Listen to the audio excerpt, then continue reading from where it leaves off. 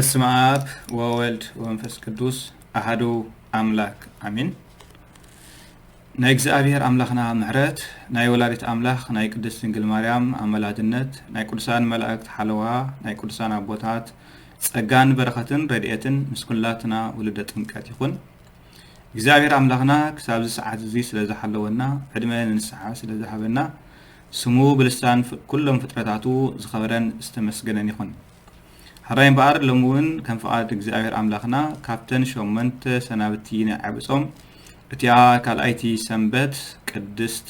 ክንሪኢና እግዚአብሔር አምላኽ አማእከልና ተረኺቡ ከነቃሓና ናቱ ቅዱስ ፈቃድ ይኹን ካፕተን ሾመንት ሰናብቲና ዓብጾም እቲያ መበል ካልአይቲ ሰንበት ቅድስት ተባሂላ ትጽዋዕ ቅድስት ዝብል ቃል ክትርጎም ከሎ ዝተፈልየት ዝተመርጸት ዝኸበረት ማለት እዩ ቅዱስ ዝብል ቃል ከዓ ዝተፈልየ ዝተመርጸ ዝኸበረ ዝብል ትርጉም ከሎ ከከም አገባቡ ከዓ ንእግዚአብሔርን ንደቂ ሰባትን የገልግል ስለዚህ እምበር ብዛዕባ ቅዱስ ዝብል አቀዲምና ክንሪኢና ቅዱስ ዝብል ቃል ከም ዝበልናዮ ከከም አገባቡ መጀመርታ ነቲ ናይ ቅድስና በዓል ቤት ዝኾነ እግዚአብሔር አምላኽ ዝምልከት እዩ ማንም ንእግዚአብሔር አምላኽ በቅድስና ዝመስል የለን በዚህ ናይ እግዚአብሔር አምላክ ቅድስና ወይማ በዚህ ናይ እግዚአብሔር አምላክ ቅድስና ዝጽዋዕ ፍጡር ካ የለን በተኸላይካ እግዚአብሔር አምላክ አብቂድሞ መጎስ ንዝረኸቡ አቂድሞ ተፈታውነት ንዝረኸቡ ፍጡራን ቅድስና ዝዕድለሎም ወይማ ዝህቦም ቅድስና ናይ ጸጋ ቅድስና ተባሂሉ ይጽዋዕ እጅምባር እቲ አመንጎ ናይ ባህሪ ቅድስና ናይ እግዚአብሔር አምላክን ናይ ጸጋ ቅድስና ንፍጡራ ዝውሃብን ፍልልዩ ክርኢና هراين بار كمتي أقدمنا زبلنا يو قدوس بالقال كترجم كله زتقدس كبور مسجون فلوي مروز نصوه صوري مالتي بتقل الله قدوس بالسم نحادك خون كله وزحات كنجر كله خا قدوساني خون بزعبا قدسنا زنجر اللجزء قدسنا ناي بحرن ناي سجان تباهلو أكل التيغفل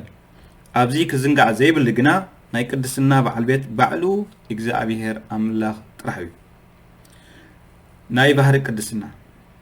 እግዚአብሔር በባህሪው ቅዱስ እዩ ቅድስና ናይ ገዛ ርእሱ ገንዘብ እዩ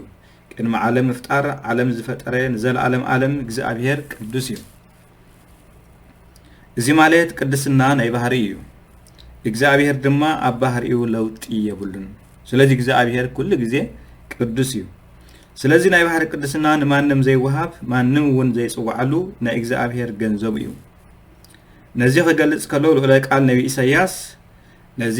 ቅዱስ አምላኽና ደኣ ምስመን ከተማዓራሪዎ ኢኹም ምስመን ከተመሳሰልዎ ኢኹም ትንቢት ኢሳይያስ ምዕራፍ 40 ፍቅዲ 25 እግዚአብሔር ጎይታ ሰራዊት ግና ጽድቂ ብምግባር ዕቤቱ የርኢ ንህዝቡ ምፍራድ ከዓ ቅዱስኑ ይገልጽ ሽዑ ኣብቲ ዝፈረሰ ከተማታቱ ዕያውቱ ጓሰያ እየን ንዓሱ ድማ ጓሰያ እየን ትንቢት ኢሳይያስ ምዕራፍ 5 ፍቅዲ 16 እግዚአብሔር አምላኽና ናይ ባህሪው መግለጺ ዝኾነ ዝጽዋዓሉ ስም እውን ቅዱስ እዩ ብዛዕባ እዚ ኣብ ትንቢት ኢሳይያስ ምዕራፍ 57 ፍቅዲ 17 ተኣንቢብና أنا أتين زل عالم زنبر لعلن عزوزن قدس اسمه እግዚአብሔር يبل كم دما أبرا يوحنس نبي ملكوت قدس يوحنس أبزر أي رأي بتوم 4 إنسان دما نفسه كفهم شدش خنفي اللوم بزريهم من بوشت أبن كأ عينتي زمالهم يوم ليتن معلتن كي قارص دما قدوس قدوس قدوس كله زغل እግዚአብሔር أملاخ زنبرن زلون زمسن يبلو نبرو كمون أبرا يوحنس معرف شدشة كفر شمنتك 10 ترى ملكيتنا اتي جنشل نتحمشي محتم مسفت حدما نفسات أتوم انتي على أملاخن سلاتي زهاو مسكرنتن استحردو أفتحيت مسوي يرأهو عاو بزبالة دمسخا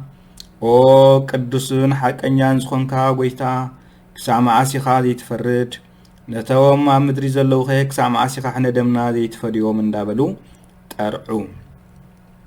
لوقاس وانجيل معرف حدا فقدي 49 ولادة أملاخ مبرهان قدس دنجل مريم بزعبا نأجزاهر أملاخ قدسنا خزارب كلا اتي كلو زغيل عبيت نجارات غير اللئيمو سمو قدوس ايو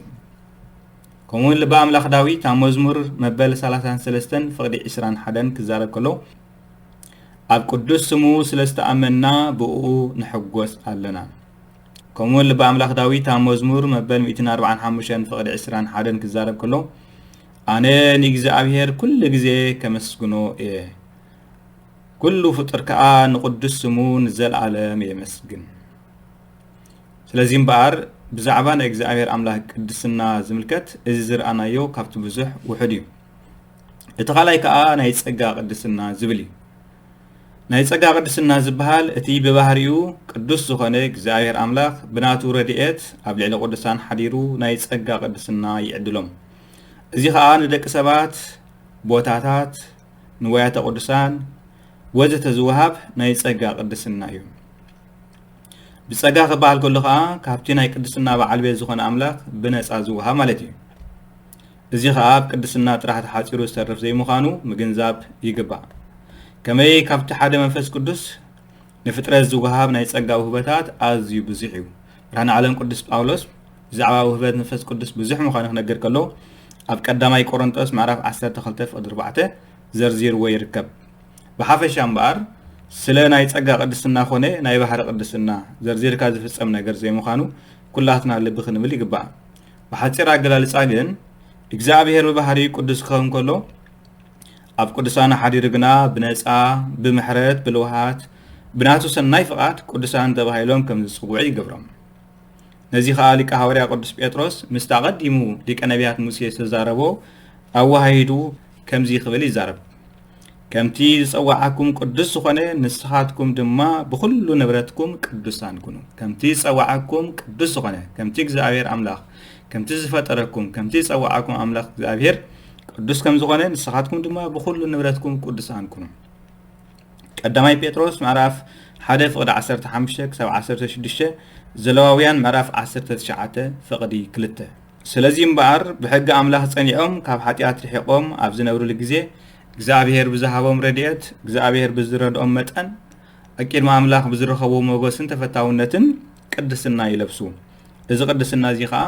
ናይ ፀጋ ቅድስና ተባሂሉ ይፅዋዕ ስለዚ ቅድስና ክበሃል ከሎ